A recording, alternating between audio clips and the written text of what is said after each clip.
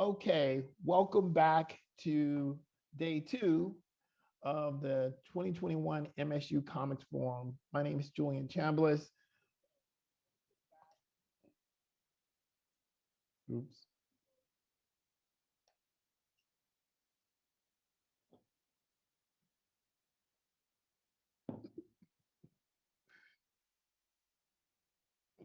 Right.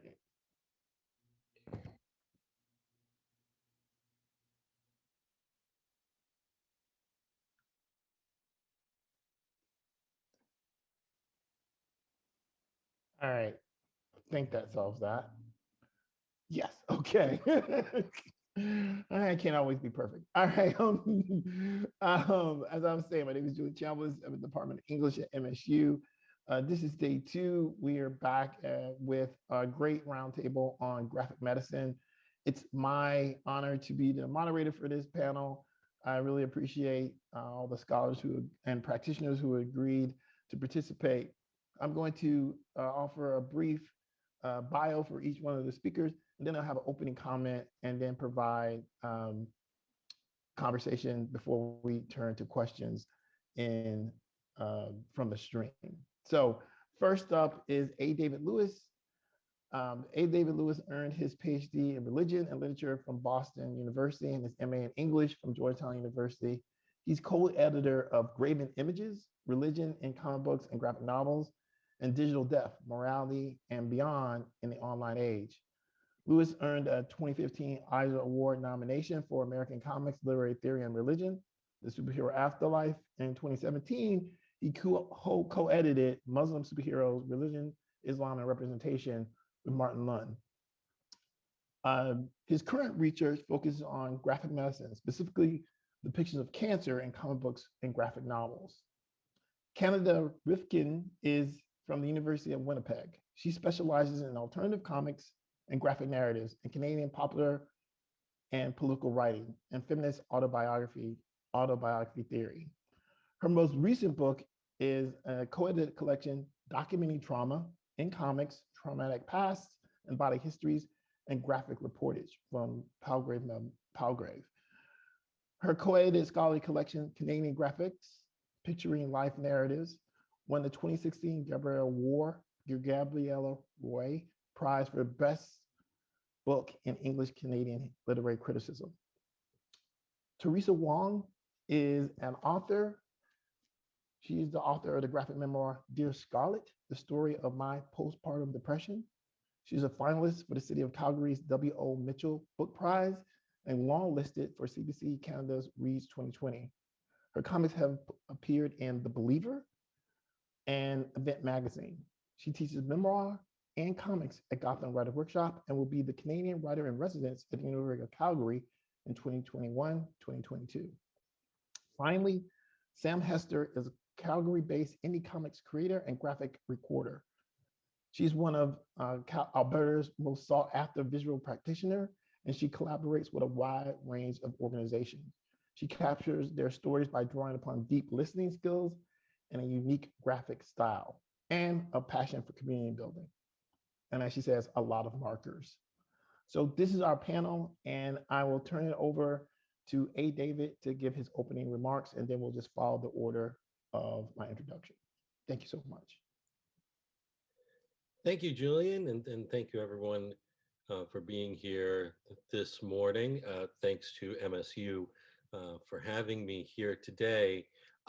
Unless you are a fan or reader of international English department journals, you probably didn't read a piece that I wrote a little while ago called Our Global Guild. And I just want to raise a few moments to discuss that piece that I wrote for them and how I feel graphic medicine is becoming a global guild. And this is to be taken in the positive. This is to be taken as welcome, because we're finding that graphic medicine isn't just flourishing in the United States, in Canada, and in the UK. Those areas generally covered by the Graphic Medicine International Collective. It's also taking place in India, taking place in Spain and South America's Medicina Graphica. We're also seeing it rise in Japan with the Japan Graphic Medicine Association, and in Germany with Pathographics. Now, when I talk about each one of these groups, I don't want to lose any of their uniqueness, you lose any of their cultural identity by saying that we're linked, by saying that we are, in fact, a guild that's at work on different projects and different concerns. My concern at the moment is the depiction of cancer in comic books and graphic novels, but it can vary from area to area. Right now, everyone is participating in graphic medicine, but in somewhat isolated satellites. And I think this is because even though we're all orbiting around graphic medicine as separate satellites, nearly all of us have come to it indirectly. We're still in the early days of graphic medicine, the engagement of comic books and graphic novels with medicine, health, hospitals, patient experience, and so forth. So there hasn't been this reaching across of these permeable boundaries yet. And that's really what I do want to start focusing on, the idea that while each group has its own identity and should maintain its identity, we might want to think of ourselves as a global guild. What makes that possible is exactly what we have here today. We are in the digital age, and it's no surprise that graphic medicine, even though it can be traced back decades, if not centuries, uh, has only found its name and found its identity, thanks in part to Ian Williams, in the last 20 years.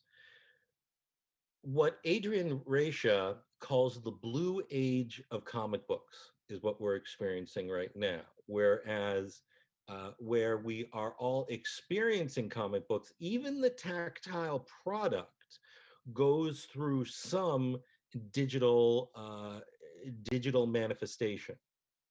Whether scripts are written on computers, whether we are communicating and having conferences here, uh, she says that almost all aspects of comics are experiencing this blue age. And this allows for greater access. It also allows for greater representation.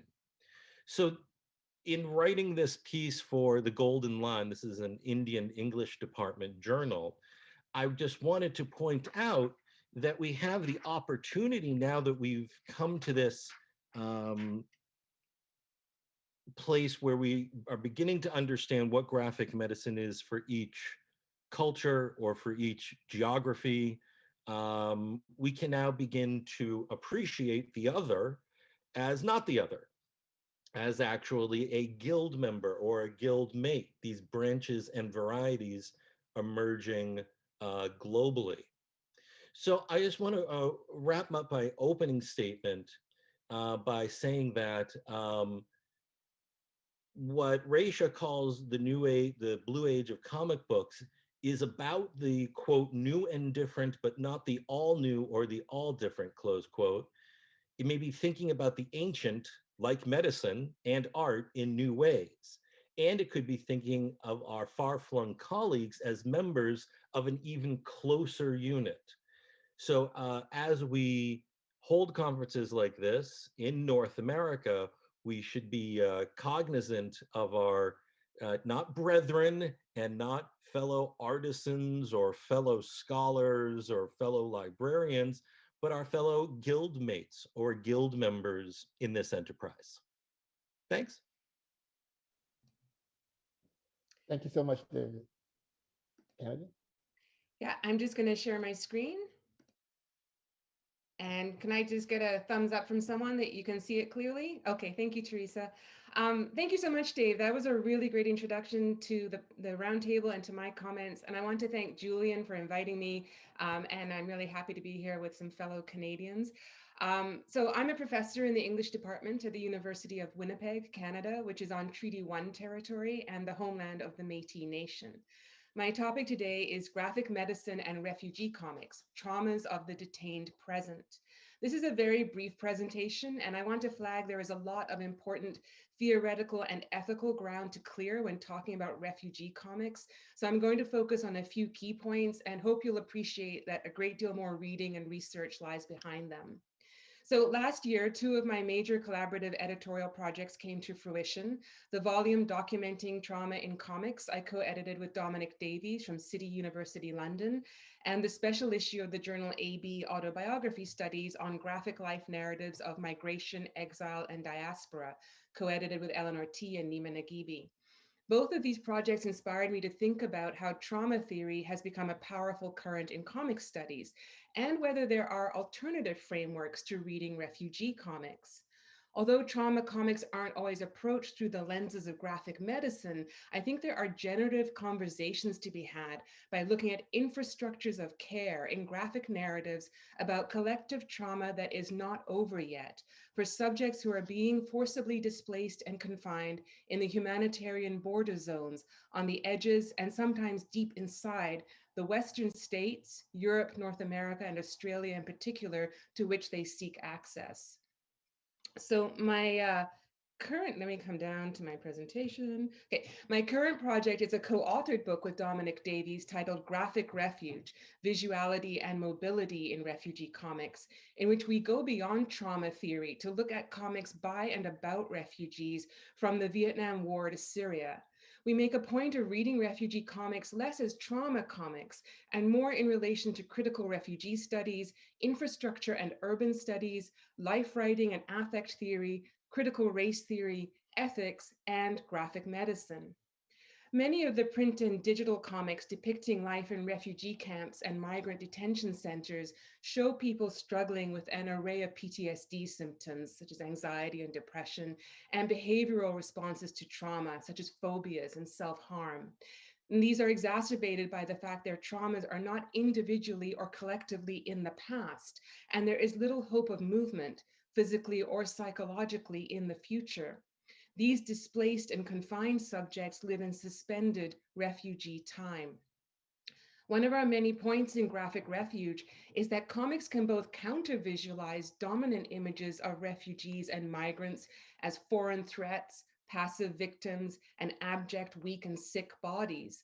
But as this field continues to grow, refugee comics can also reproduce some of these dominant images and replicate the neoliberal discourses of sentimental humanitarianism that hinge on Western ideas of rescuing colonized and racialized others.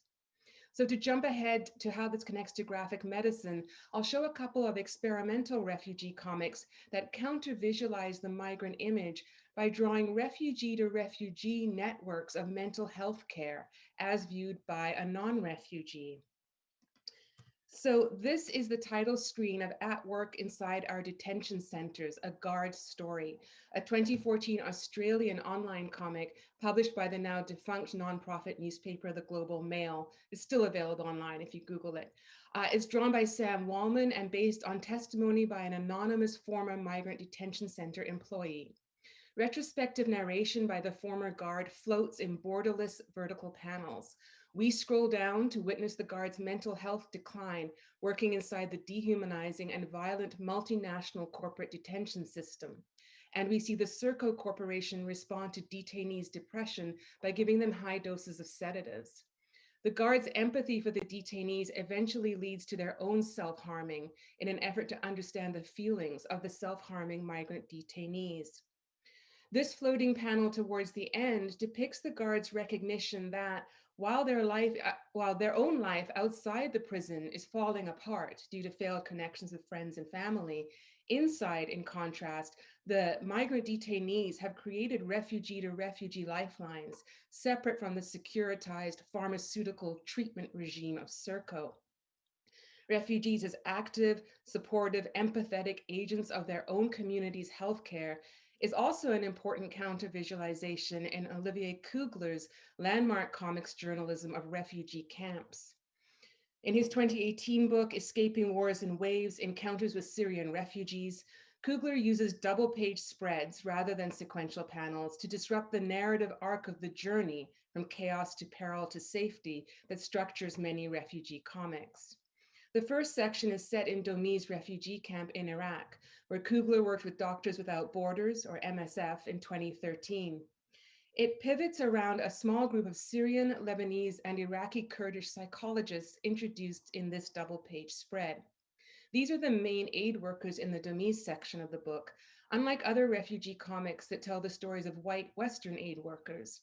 Instead, these 4 psychologists and their translator appear throughout this section as Kugler draws them interacting with camp residents in formal counseling and informal situations. Although funded by NGOs, the mental health team are themselves refugees and camp residents. So in my close reading of this section, I pay attention to Kugler's repeated motif of muddy boots as signifiers of refugee status, marking the mental health team as insider experts in this camp's infrastructure of refugee to refugee healthcare. So to wrap up, in looking at the networks of care in refugee comics, I want to ask how comics artists use the detention of the panel and page or the suspension of the screen and scroll to both reproduce the traumatic temporal disjunctions of refugee time and to show refugees as experts and agents of their own mental health. Thank you. Thank you. Thanks, Candida. Teresa? I'm going to share my screen as well.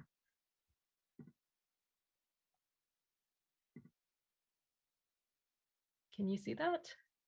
Great. My name is Teresa Wong. I'm actually on the wrong slide. I'm the author of Dear Scarlet, the story of my postpartum depression, which came out a couple of years ago.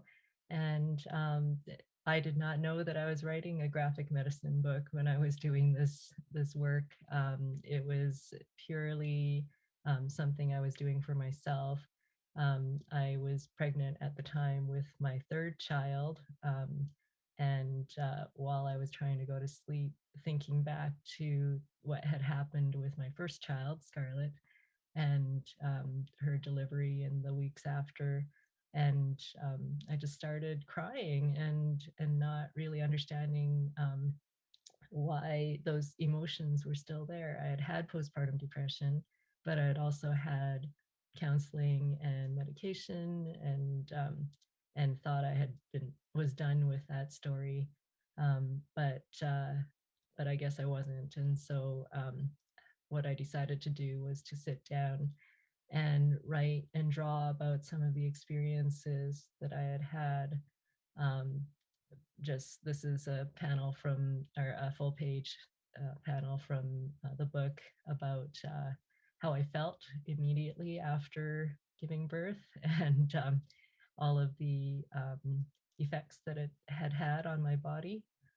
And one thing that I knew for sure was that I wanted it to be a graphic narrative, just because of the way that graphics can convey the internal feelings of a character without you having to explain it in prose. And so just in this panel here, showing how my husband and I, as we were leaving the hospital, had all these kind of heavy thoughts weighing down on us as we were trying to start our new life with our new baby. And then the other thing about comics that I really like is the fact that you can go wordless and convey a sense of story and emotion without using words at all, and being able to transmit kind of your feelings directly to a reader and an audience without those words. And people looking at images can instantly recognize what's happening, regardless of their language even. And so, having a baby was a very silent time in my life, being at home with her and not really knowing how to speak with her. And also having depression was a very silent time too. Candida talked about mental health in her presentation, and I feel that um, graphics are an especially important way to convey stories of mental health and mental illness, because they can say so much without um, without really using words. Okay, thank you. Awesome. Thank you so much, Sam. I lost my cursor. Thank you. Let's see if I can share my screen. Never.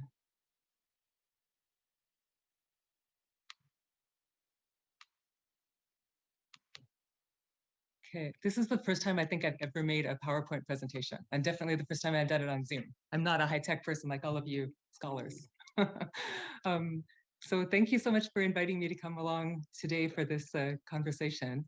Yeah, I'm also here in, just like Teresa, in Calgary in Canada and Treaty 7 territory. And I was going to speak to you today just a little bit about how I got introduced to graphic medicine, and then show a couple of pictures of comics I drew in the last year. And I put this picture up here to introduce myself, working at home these days with my kids, online schooling, and trying to keep our act together in 2021. Okay, so let's see if this works. I wanted to share two pictures of how I came to know about graphic medicine before, well, I guess how I was doing it before I knew it was something, just like Teresa was saying, writing without knowing that was a thing. I started writing comics, all my life I've written comics, but I started comics as a thing that would help me through my hard times when I was a student. And I put this picture in here as an example of something that I drew that didn't have to be meaning to anybody else. It might not be meaningful to anyone who looks at it now, but I would write comics about my own mental and physical health challenges, my heartbreaks, and my family stresses to get me through those hard times. And this was really meaningful to me for many, many years. And this is something I'm really glad to see is something that's increasing all over the world, people going to comics as a way to deal with their own trauma. So that's one of my favorite trends to see. The other thing I've always used comics for, as well as for helping myself through hard times, is for helping others. And I chose this picture just to show an example of how I've often used comics to help my mom, who has many health issues, and I've been her caregiver for a long time. And this is just an example of the kind of picture I would often draw on a hospital bedroom whiteboard, or in a place where my mom was getting looked after by somebody who might not necessarily know what kind of care she needed, to be able to easily convey, or hope to convey, some of the things that could help my mom. So I've always used comics for helping myself and helping others through hard times. I didn't know that graphic medicine was a term that people were using until I heard about the work of Dr. Michael Green teaching comics to his med students. And I included this picture to show that he came to Calgary, where I live, to give a talk in 2018. And so of course I had to go, and I wanted to share the notes I took at his talk to show you the kind of work that I do. I work as a graphic recorder, taking notes for all sorts of people around Canada. And I wanted to say that a lot of the organizations I work with are healthcare organizations. And one of my favorite trends also to see right now is how many healthcare organizations are using graphics and comics to help share their stories in such an effective way. So that's the background for me. As a graphic recorder, I like to work with other people's stories, but I also like to tell my own stories. And so now I'll give a little plug to The Sprawl, which is a journalism outlet I've worked with here in Calgary for about 3 years now. The Sprawl is an independent journalism outlet that started in 2017, and now we're a small team rapidly spreading around the province of Alberta, telling stories about what's going on here. And we're crowdfunded by about 2,000 members. And when The Sprawl started, I pitched the idea of including some comics as a way of telling stories of what was happening here. And we did this kind of in a haphazard way without really knowing what that was going to look like or how we could make it sustainable. And then when the pandemic started in early 2020, we tried something that seemed to stick. So this is a panel from one of the comics. Well, this is the first comic that I wrote in the first week of the pandemic, when I was feeling scared and everybody I knew was feeling scared. And I wanted to do what I always do with comics, to write something that would help me and that would hopefully help others. So I wrote a story about how my family was doing that week. And this is the last panel from that story. Is a live transcript showing up on your screen? I don't know how to change that, you guys. Is that okay? It's just gonna have to be there because I have no idea how to fix it. Yeah, go Anyway, ahead, it's this, okay. thanks so much. So this picture shows my son waving to his friend from across the street in the dark, in the snow, without being able to go across the street to be together, and just being apart, but trying to be together in the new situation we were in. And this comic seemed to resonate with other readers who wanted to have a new community to be able to share the experience with. And so by posting this on the Sprawls website, we were able to share that story and turn it into something we did regularly. So I just have a couple of pictures of the comics I've been writing since that time. This one shows the first time we visited my mom at her long-term care residence, figuring out that we could visit her through her window, which we've done many, many times since, and sadly leaving at the end of our cold, snowy visits. And then the last one is another example of a comic that showed myself telling my story of my mom's visit in the hospital during lockdown last year in a COVID unit and hallucinating about how she was visiting my brother in Australia. So these are the kind of stories that have resonated with me personally and hope to share with others to help them through the times they're going through as well. So my last panel says, thank you to all the healthcare workers who've helped my mom and all of us through this time. And thank you to you for inviting me to come and talk today. Thank you so much. I think those opening comments really bring to light the emerging field that is graphic medicine. One of the things that I think we're all curious about, both in terms of like scholars who are studying graphic medicine and practitioners who are, found out that they've been included in an emerging field, is what are the potentialities around this visual representation of trauma, these questions associated with depicting the experiences of others framed through the comics medium. And I'm especially interested, I think personally, in the ways that graphic medicine speak to things like disability and different kinds of ableism and marginalization associated with a kind of normalization of embodiment and the nature of the body. So this is a unique opportunity, I think, for us that have heard the phrase graphic medicine to get an understanding, both from a practitioner perspective, but also from a scholarly perspective. What does that mean? So I really appreciate your opening comments, but can we talk a little bit more about the nitty gritty of what is really an emerging field? And this is a great opportunity for, I think, our audience to learn more about it. So that's just an opening comment. Anybody who wants to start, I really appreciate. If the one comment I wanted to make is the reason I chose the word guild. It's kind of archaic, right? It's kind of a throwback. You think of days of yore. But the reason that I like it, frankly, is because graphic medicine can be a genre, right, in which practitioners do their craft.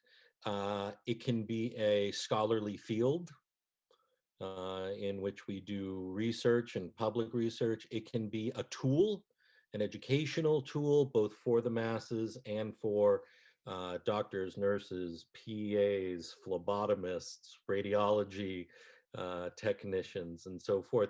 It can be so many things that I think it's taken us time to find each other, to find each other and recognize that whether we started on our own, as Teresa and Sam did, or whether as scholars, Candida and I came from certain locations to sort of zoom in on this, graphic medicine functions differently with the individual case. But so long as it remains focused on the use of sequential art, comics, BD, manga, you name it, and the concerns of not just patients, although that's and not just sufferers of something, but also the clinicians involved, also the family involved. Also the major industries involved. Then it takes on this really nice, if we have any Doctor Who fans listening, it's very close to wibbly wobbly, timey wimey. It is very close to, it is one of the more accessible and inviting methods by which to address all these shared topics. So that's why I went for something strange like guild, so that it takes us out of our normal language, out of our everyday speak, and into something that's more as multinational as it is personal. I totally agree with David too, about the accessibility of comics. It and the potential for helping you know, doctors and others just understand someone's frame of mind better. I've heard from readers and in different places now that they're using my book in medical schools, or the doula who was featured in my book, she trains doulas across Western Canada, and she's been using my book to help other doulas understand a new mother's frame of mind, and that uh, when you look at a comic, it's it is super accessible. It's not the same as opening a book up that has a whole bunch of words and looks like it'll take a long time to read. And a lot of comics you can read in just a, you know, one sitting, even if they're full book narratives. And so I feel like that efficiency, as well as the empathy that you can convey through comics, it makes it extra accessible to people and extra able to help people. I wanted to come back to your question, Julian, but first to say, Teresa, I think that's absolutely the case, especially for people experiencing forms of illness. The last thing you want to do is read a textbook on your condition, right? Or scroll through the interwebs forever. So I'm notorious for saying there's a graphic novel about this when anything happens in my life, but I give people your book if I know that they're going through PPD. And I've done the same, you know, for students experiencing anxiety and depression, give them books. And there's always this kind of revelation that, oh my God, I'm experiencing this. And it's not as much of a cognitive burden in a way as reading dense prose. But I wanted to come back to what Dave and Julian were talking about with graphic medicine, and to your list, Dave, of all the things it can be. I also think it can be a way of reading. And that's what I'm really interested in, because I think we have a lot of graphic medicine comics in our comics canon, but we don't see them as such. So for instance, Julie Doucette's My New York Diary, which is this, you know, classic of feminist comics, is so often read for its feminism and its grotesque body and so on. She also has epilepsy and is drugged for it and then self-medicates. And we don't always read it in that way as an epilepsy narrative. So going to Julian's question about making disability visible and ableism, I think partly graphic medicine asks us to see the representation of disability that has been there all along. For instance, what if we read Mouse as a narrative of depression and old age, right? What if we read other texts that have not been read for their graphic medicine narratives, and use it as a framework to see this current that has been there? Because comics have been about the body from the beginning, whether it's a super powerful superhero body or the grotesque bodies of the indie comics with an X, you know, the body and embodiment are just central. But I think we don't always use graphic medicine to read texts, and it's almost a kind of recuperative project as well, to go back to these landmark comics and say, wait a minute, disability is there or mental health is there. We just haven't wanted to read that or been able to read it.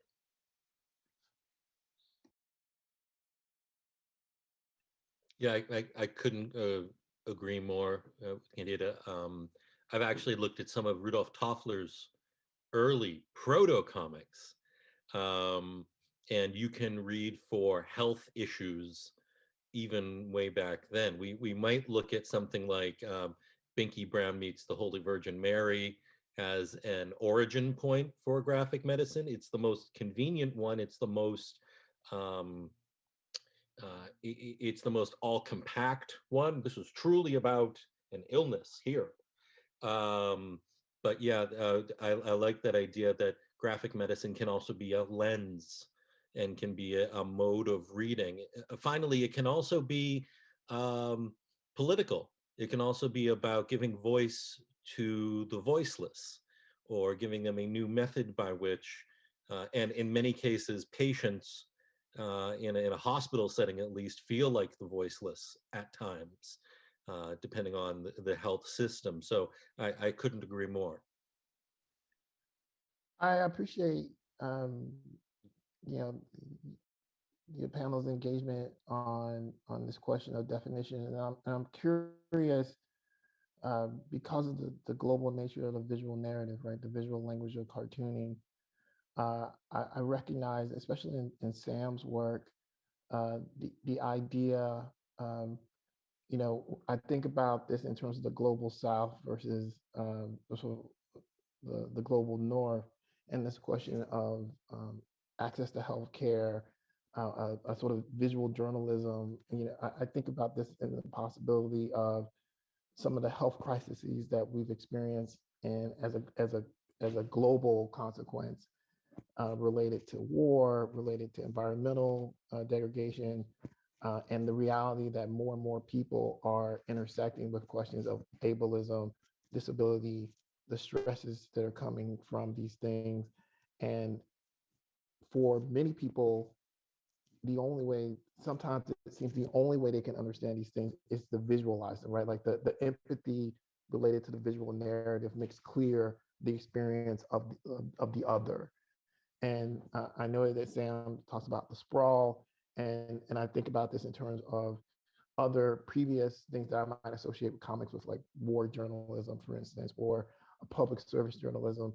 Is graphic medicine, again, a kind of hidden narrative and a kind of journalistic archiving, the comic archive on a global scale that we should be thinking about as well, which goes back to this point that perhaps graphic medicine has always been there and we're just now seeing it.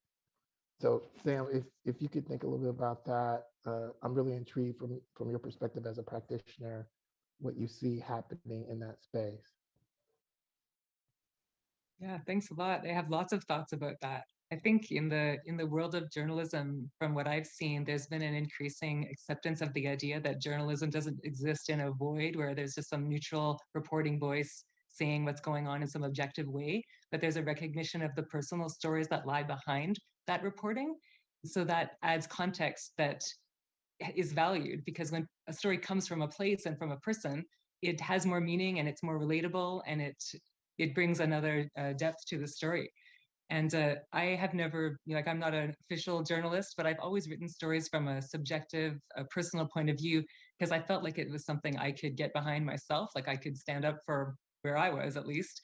And I guess I've often seen the stories that I would work on as a personal outlet for myself, but also as a kind of a record, like something that would um, it might not be valuable to everybody, but it might be that somewhere along the line, this story would be referred to later when you're trying to understand something that was going on.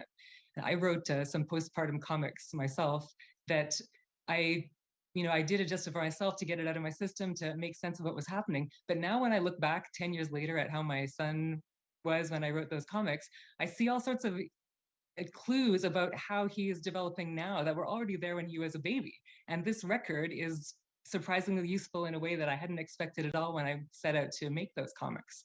So that's maybe not a global implication of the work, but it's from a very personal scale.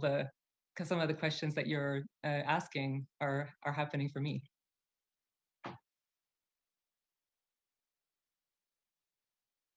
Uh, Anybody else want to jump in on that on that big question? I appreciate your efforts there. I actually have a question for both of the practitioners, and I'm just so glad you joined us on this panel, because it's just fascinating to hear about your work. And Sam, I'm interested in the kind of immediacy of your work. It's like a diary, right? So not a big gap between your experiences, at least in your recent comics, and producing them. Whereas Teresa, yours are based on your memories, as you told us, of your first birth. So I'm just curious about how, as let's call you graphic medicine practitioners, the distance of time or the immediacy of time might affect your work. Because Teresa, surely memory must play a role, and there, I mean, it's not the same as if it had happened yesterday. Whereas Sam, you have the opposite sort of immediacy and maybe some spontaneity to it. I'm just wondering if you could talk about distance from your subject in terms of time or anything else. Yeah, I think for me, I couldn't have done what Sam did because I just wasn't in the state of mind to create during that time. I could barely even read a book, actually, much less write anything or draw anything. And so I needed that time to heal, first of all, and then to also process what had happened. Um, I I um, I didn't write my book as in a therapeutic way. I had gone through my therapy and kind of uh, dealt with it in that way. But as I explained before, I I still had that story in me, and it was still quite affecting to me, and so I really wanted to get it out of me and onto paper, and I think having the benefit of time actually really helped me to shape the story and kind of organize my memories in a more useful way than I would have, if I had tried to attempt it earlier. And so I really admire Sam for what she's able to do to process things so quickly in order to get her immediate take on things, and in that immediacy still find meaning and be able to shape something that is relatable and meaningful to others. Thanks a lot. I want to respond back to say how much I admire that you're able to make those, those emotions and those strong images come out all that time after. Because for me, that would be lost down the river. I would never be able to tell a story in that way, I think. Which maybe when you're writing something after the fact, you can see the whole thing. So you can make the beginning and the middle and the end happen in a different way than when you're right in the middle of it. You guys know the comic scholar Nick Susanis, who is so smart, and he has said something that I've often thought of, that comics is his way of thinking, maybe to paraphrase. And I think for me, if I'm going through a hard thing, then making a comic is a way I will try to understand it and make sense of it for myself. So once I've made sense of it, it's over and I don't need to make a comic about it. But when I'm right in the middle of something that I want to understand and make sense of for myself, then the comic is the tool for that. And if a story happens to come out of that, then that's kind of the byproduct of my own figuring out process.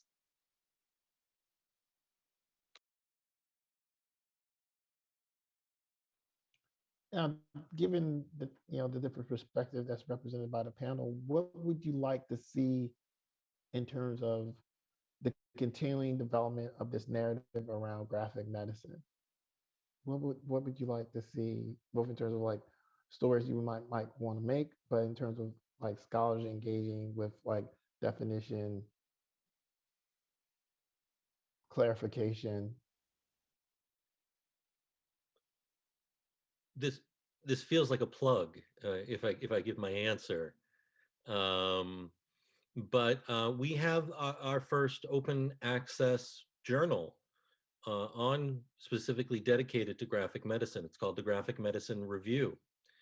And not only is it supposed to feature scholarship, lots of writing and big fancy words, and lots of theory, and I would like graphic medicine more heavily theorized or rather tied into certain modes of theory. We're also trying to ask for graphic medicine in terms of art, theory in terms of art. So I would love to see the scholarship continue to grow, but scholarship that includes the practitioner, that includes the artist, and not simply word nerds like myself, or collaborations thereon. I should say the two camps do not have to be in any way mutually exclusive. For me, in terms of the scholarship, and it's part of what I'm wrestling with too in terms of refugee comics, is getting to a place in our discussion of graphic medicine where we don't feel we need to celebrate and champion every work, and that we can be critical. And I mentioned in my opening comments, one thing Dominic Davies and I are finding is, at first, we ourselves were celebrating refugee comics and saying, this is fantastic. The comics artists are counter-visualizing refugees and giving them stories and humanity. But as we've been looking at more and more of the books, we're becoming concerned about some of the tropes, and even well-intentioned works commissioned by NGOs and in partnership with refugees can actually be kind of they can replicate a lot of the really dangerous images inadvertently. And I think with graphic medicine, we want to celebrate the texts and the narratives that are coming forward, but I think we also need to not be afraid to be critical, not in terms of negative, but in terms of being critics. And that is always the danger with a new field and an activist field, right? We want these voices heard. At the same time, we are artists and scholars who have a sense of aesthetics and politics, and we're critical theorists and we're thinkers. And I think we have to get to a point where we're secure enough about the field to be able to be critical of the work that's being produced in terms of its craft as well as its politics.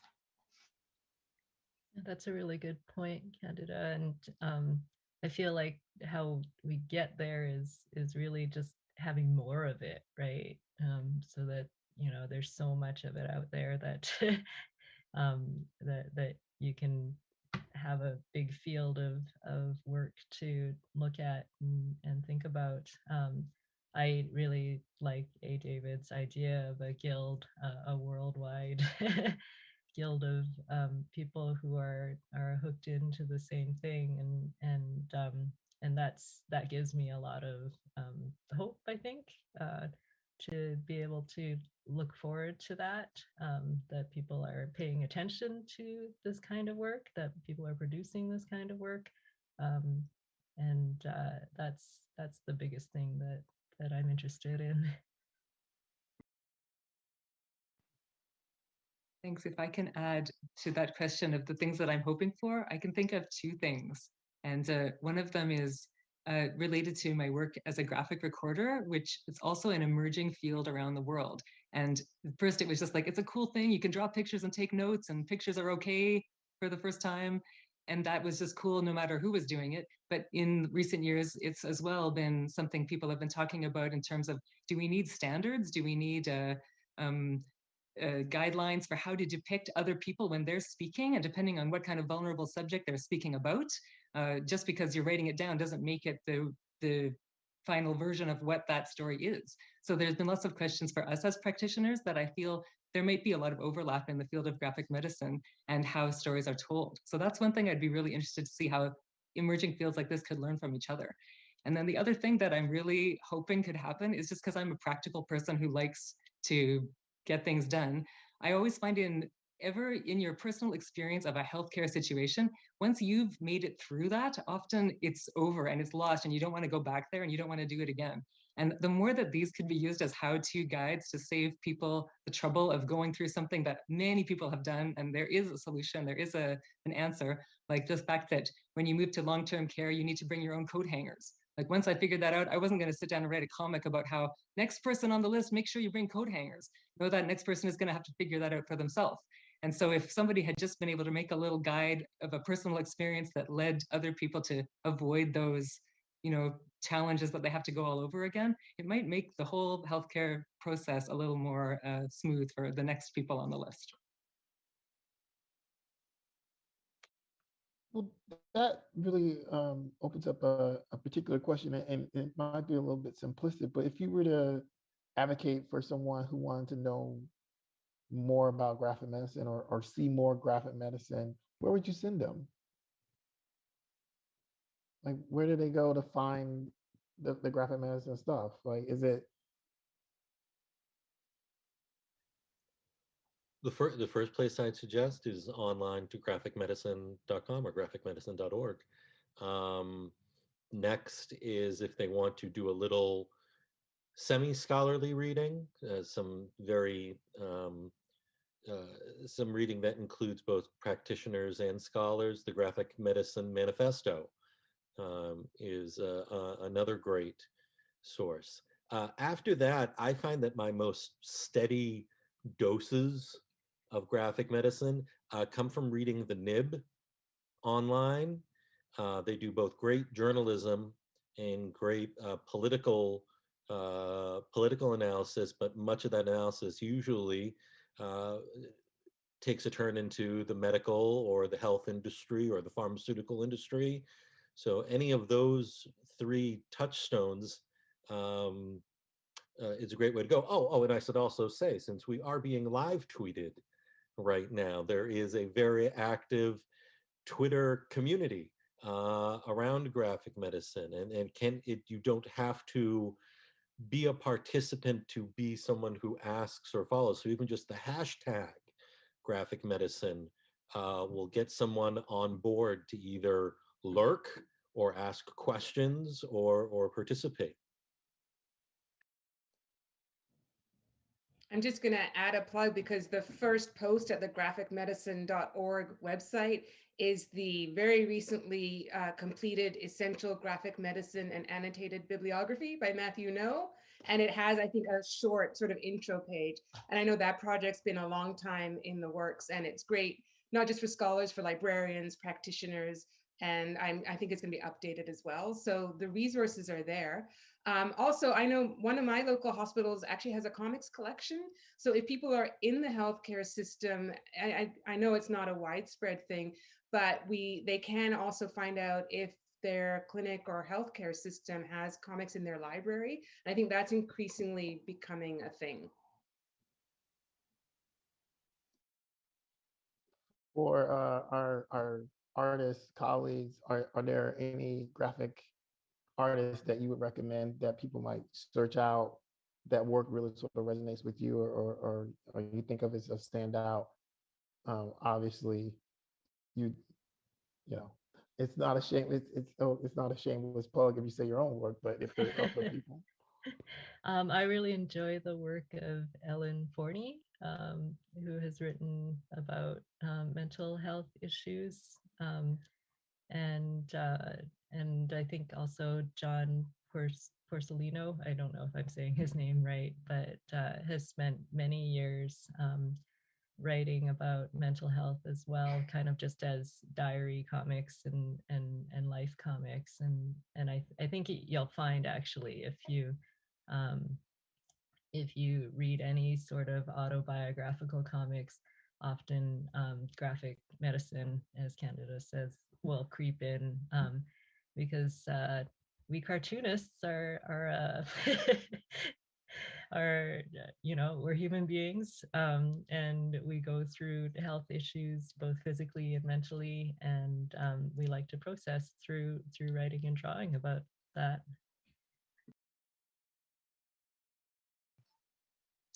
I think the one work that comes to my mind, and I'm not a big comics reader actually, so that's a big gap in my story here, but I read lots of books, but not a lot of comics. But one book that really jumps to my mind right away is there are two books I've read by a Calgary author called Clem Martini, whose work I discovered about maybe 10 years ago.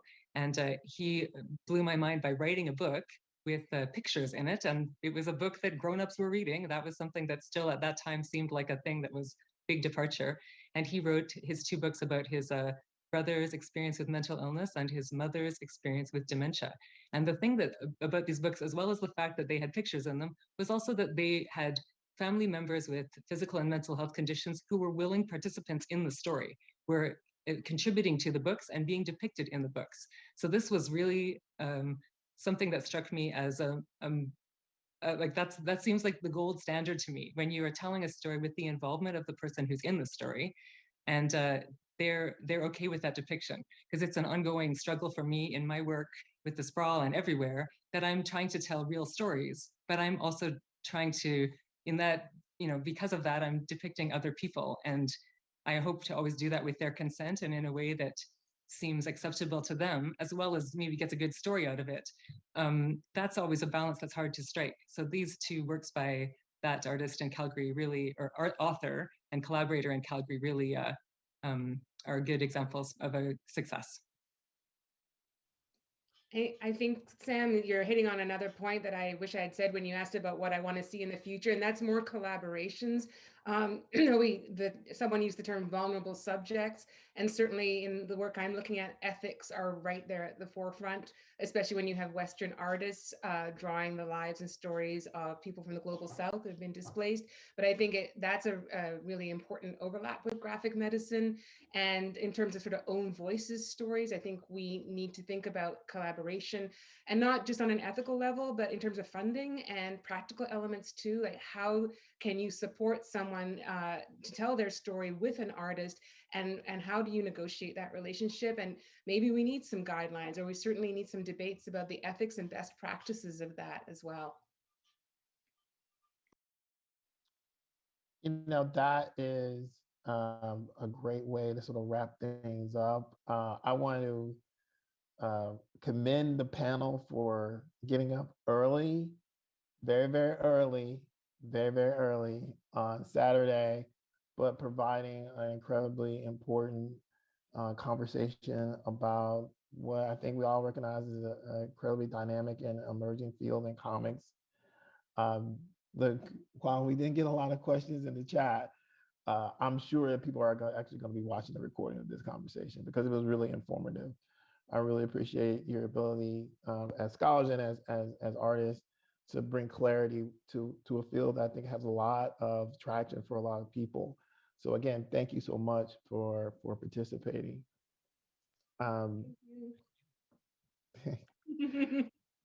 So we're scheduled for a break here at 10 o'clock, and we'll be back at 10:15 with our next panel. But again, thank you, David, Candida, Sam, Teresa. You've done a great job of bringing clarity and information about graphic medicine to our MSU Comics Forum audience. And thanks for being great participants in our this, again, a medically induced online conference, right? Like this could be its own graphic medicine story. Let's just be honest here. So if you're out there and online for our viewers, we'll be back at 10:15. Bye. Thanks a lot. Thank you.